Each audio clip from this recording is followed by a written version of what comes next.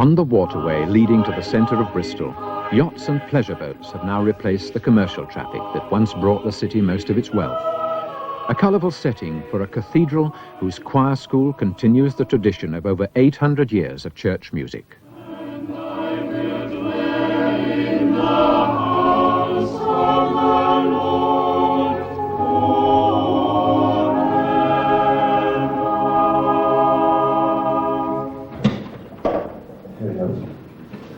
Hello, Michael. Michael. How are you? For 400 years, monks sang plainsong here. But Henry VIII closed their monastery in 1539 and refounded the ancient monastic school as a grammar school 3 years later. And when his Archbishop Cranmer devised the new Protestant services of matins and evensong, it wasn't long before composers wrote musical settings to them, which have become some of the glories of English church music. And the boys of the cathedral school began to sing them. Each spring, the master of the cathedral choristers, Malcolm Archer, and the headmaster of the cathedral school hold their annual auditions for the 5 new places in the choir. All right, off you go. Now make me a nice big sound for me. 1, 2. Praise my soul, the King of heaven. To his feet thy tribute bring. Ransomed, healed, restored, forgiven. Who like me this praise should sing? Hallelujah. A triumphant holy day. Hallelujah.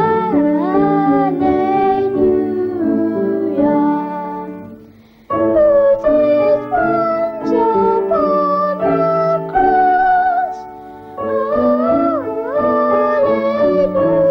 God, the boys, it can be said without hesitation that the tone and quality of English choristers, as trained by English choir masters, cannot be matched anywhere else in the world. How true that is. Well done. Terrific. That's great. Super. Whilst the boys are having their auditions or trials, it gives us an opportunity to talk about various aspects of choir life which perhaps affect you should your lads be successful in their voice trials today. Now, I'm Trevor White, who, as the chaplain of the school, obviously am concerned with the choristers, particularly in their school routine, but to a certain extent in the cathedral also. There are demands which the school makes upon the boys in their educational programme, and there are great demands which the cathedral makes upon the boys in their chorister commitments. And it's a very demanding routine on them. And it also can be a tying and a demanding routine for you, collecting them, bringing them in and so on. So that is something I'd like you to be well aware of and consider. Good. La, la, la, la, And one more. la. Jolly good, Christopher. Now I'm going to play 2 notes, and I'd like you to sing me the top note of the 2. All right? Try this one. La, Excellent. And the top note of these 2. la. Fine. Now I'm going to play 2 notes, and I'd like you to sing me the bottom note of the 2. Let's try these. La, Now that's the top note. I wonder if you can hear the bottom note and sing it. la. Sing this note to me. La. Picking out particular notes isn't an easy business for a 10-year-old, but Malcolm Archer isn't looking for perfection at this stage. He just needs to feel that the voice is trainable. This youngster got in.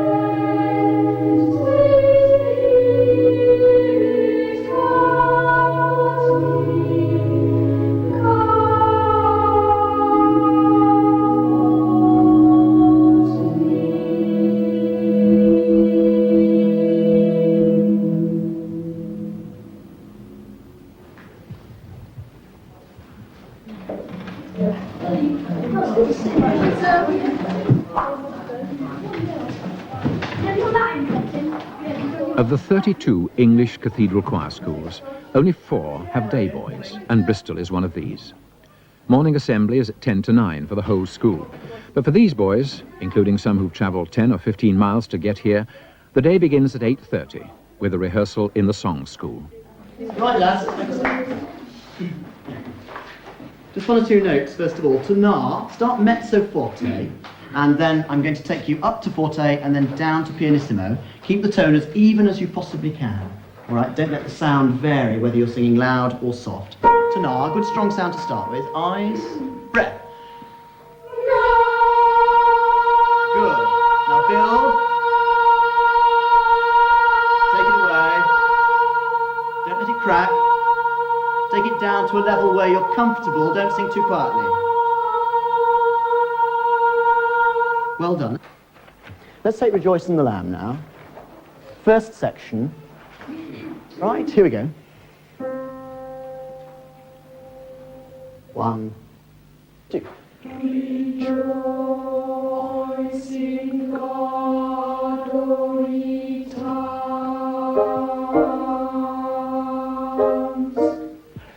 Give the glory to the Lord and the Lamb. Keep those C's the same all the way through. Now start crescendoing breath. Nations and languages and every creature in which is the breath of life.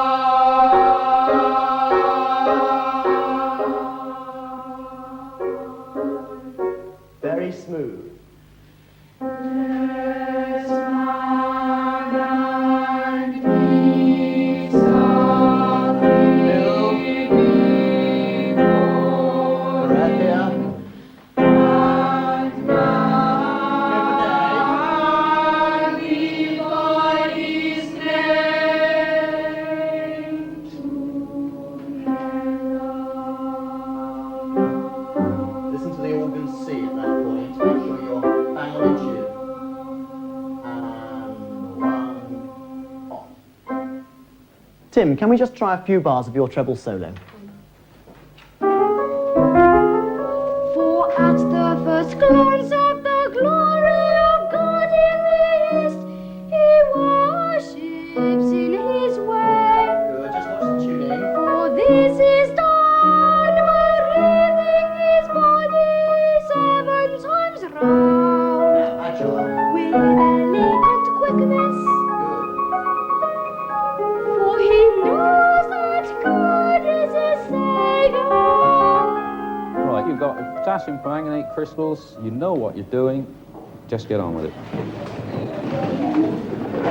There are over 400 boys receiving traditional grammar school education here, but only about 20 of these are in the choir.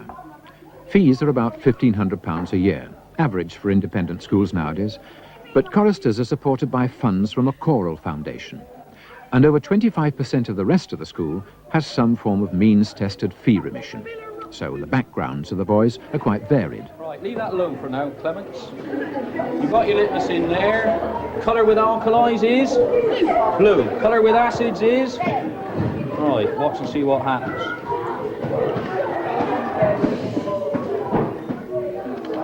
Watch where it goes. Watch and see what happens. Look at it from the side. I think they see the choir as something quite different from what they do at school. They don't regard it as simply being an extension of the school day, but I think they see it as something very special which they can do, which the other members of their class can't.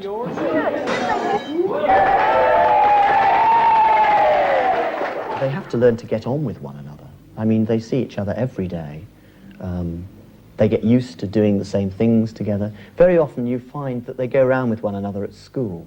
They become so tightly knit that their friends are very often other choristers. And this isn't because they don't get on with other boys. It's simply because of the way in which they relate to one another. But of course they are all individuals. They're all different. They all have different temperaments, different moods, different opinions, different hobbies, and so one has to recognise that these boys are individuals. And I think it's a very important part of my job to get to know the boys as individuals. But at the same time, they all have to have one aim, and that is the music and the life of the choir.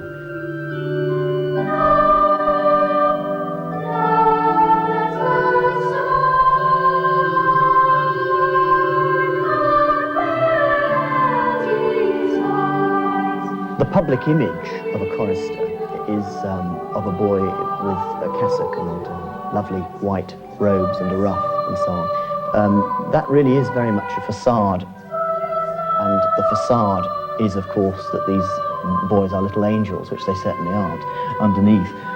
You see that if you work with them every day.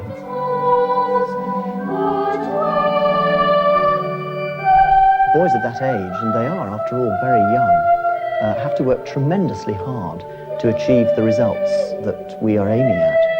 And that means a very high level of concentration. So the commitment is tremendous. It takes a lot of time, it takes a lot of energy, and a tremendous amount of stamina.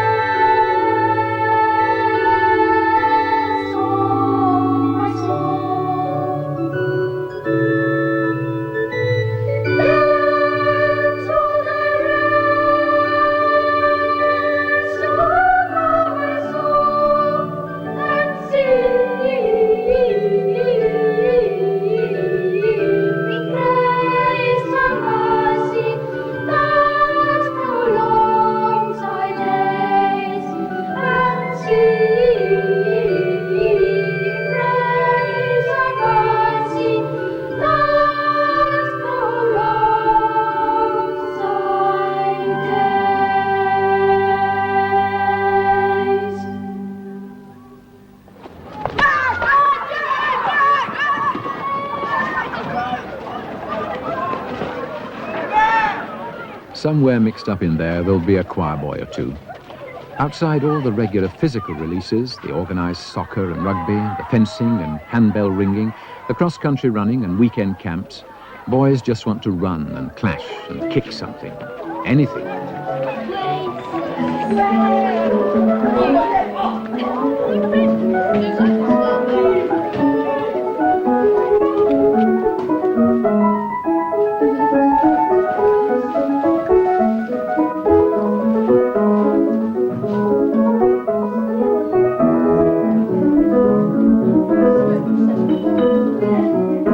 Although they're an integral part of the whole school, singing gives them a common purpose and shapes the way they use their spare time. They eat lunch together, they mess about together. Their humour helps to fuse them into an unintended group which could hardly be otherwise. Take a lot of stick from other boys. It's quite, they call us names and they think we're all soft, but after a while you get used to it. It's quite difficult really, because you can't go down their house on a Saturday or go skating or do something after school, do prep and library, and so that really divides you up, and we tend to mix together. We don't mix them really. If I didn't go to here, I'd have to go to local comprehensive, which isn't nearly as good as education, so you get a good education, highly qualified teachers, and so you're going to get more O-levels than you normally would in a comprehensive. It improves your music ability, singing, theory. It's great. It feels good. You're quite proud to be one of the best singers in Bristol when you think, I'm the top choir in Bristol. It's a great experience. You go in something like 3 trips in your thing, you'd be on telly about 3 times, make records on radio, loads of things like that.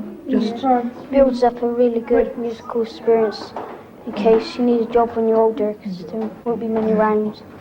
so might get a job. Broden's your mum. Something to do with music. It gives you more knowledge in music. Like some of the older stuff's a bit boring. Yeah. Like shooty music. Shooty music. But modern stuff like Rejoice and Lamb and Kelly's Kelly's really exciting, good fun stuff. And Leighton. Well, I just get home and I've got to start and prep, and when I finish I prep, go to bed. Yeah.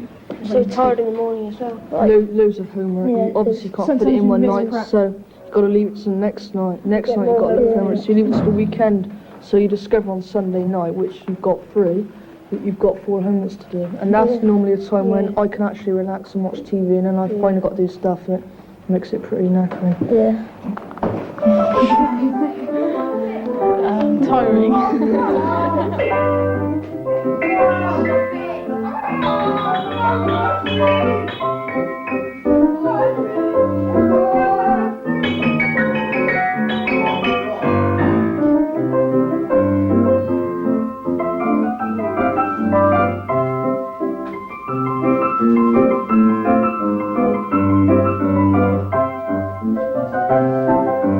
These are professionals at play.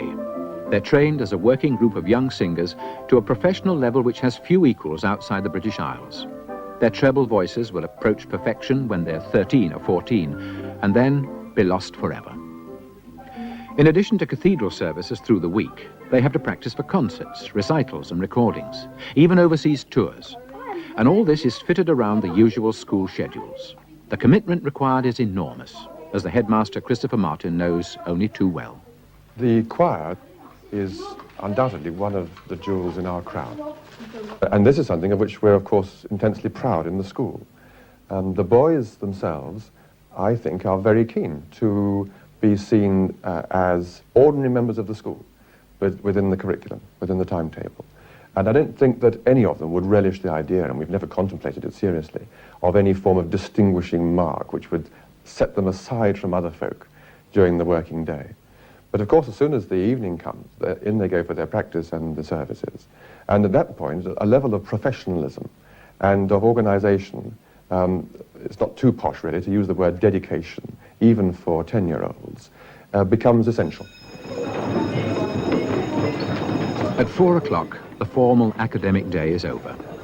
There's still an hour or two's homework ahead, but whereas the normal schoolboy wanders out in his post-academic haze, back into the normal world for normal schoolboys, the choir repairs to the cathedral refectory. A daily rota of choir mothers prepares the tea, cake and sandwiches, and a score of throats for rehearsal.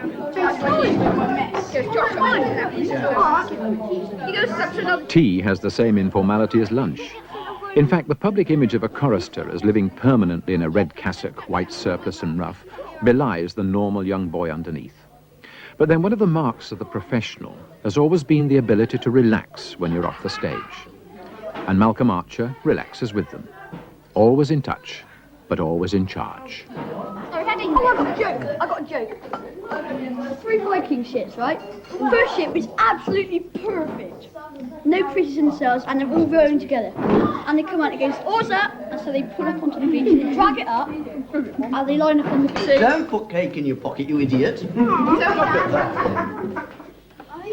shall convert my soul and bring me forth in the paths of righteousness for his name's sake. Good. Can you manage to get through there without that breath after righteousness? It'd be nice, wouldn't it? And bring me forth in the paths of righteousness for his name's sake. Let's all try that, shall we? Deck, boys, verse 3. He shall convert. Eyes up. Breath. He shall convert my soul. Good. And bring me forth in the paths of righteousness for his name's sake. Yea, though I walk through the valley of the shadow of death, Less breath he can. I will fear no evil. Yes, that's it. Be very careful on that top E. Don't let it come out like a foghorn, will you? I will fear. Just float it. Take it right up into the head. Yea, though I walk. Yea, though I walk Through the valley of the shadow of death, I will And now a relative quiet descends. A slight tension. A drawing together of each one's private resources as they prepare to join the men for choral evensong in the cathedral. It's been sung here for over 400 years. In all the world's music, there's nothing to compare with the Anglican choral tradition.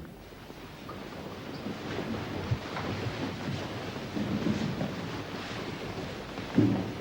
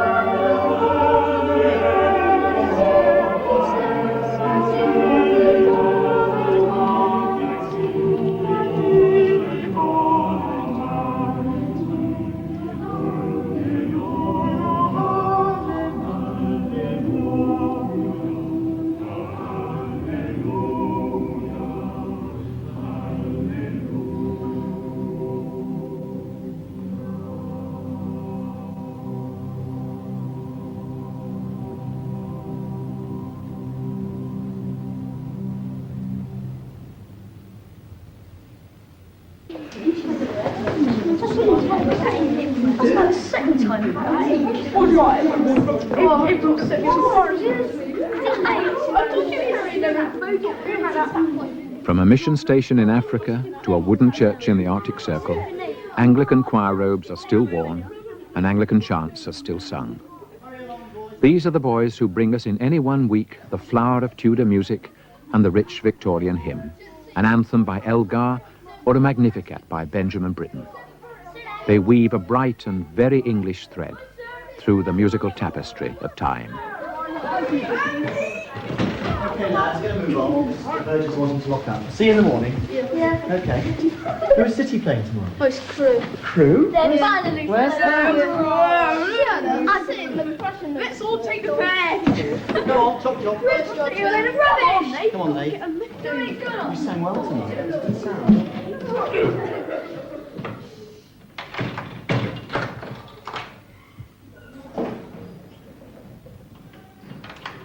You may like to know that this year Bristol Cathedral School celebrates the 450th anniversary of its refoundation by Henry VIII.